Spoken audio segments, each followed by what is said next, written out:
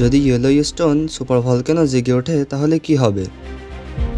পুরো পৃথিবী কি ধ্বংস হয়ে যাবে? বিজ্ঞান যা বলছে শুনে শিউরে উঠবেন। ইয়েলোস্টোন ন্যাশনাল পার্কের নিচে আছে পৃথিবীর অন্যতম বড় সুপার ভলক্যানো। এটা শেষবার ফেটেছিল প্রায় 64 লক্ষ বছর আগে।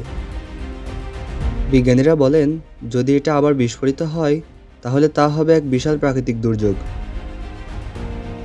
প্রথমেই ঘটবে ভয়াবহ লাভা অগ্নুপাত, যা কয়েকশো কিলোমিটার জুড়ে ধ্বংস ছড়াবে।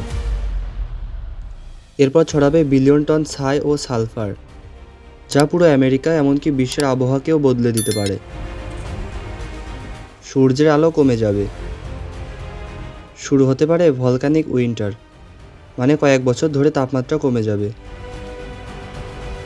এর ফলে ফসল নষ্ট হবে, খাদ্য সংকট হবে, বৈশ্বিক অর্থনীতি পড়ে যাবে চরম বিপর্যয়ে। এমনকি বহু প্রাণী ও মানুষ মারা যেতে পারে। ভয়ের কথা হলো, এই বিস্ফোরণ ঘটার সম্ভাবনা খুব কম হলেও একেবারে অসম্ভব না।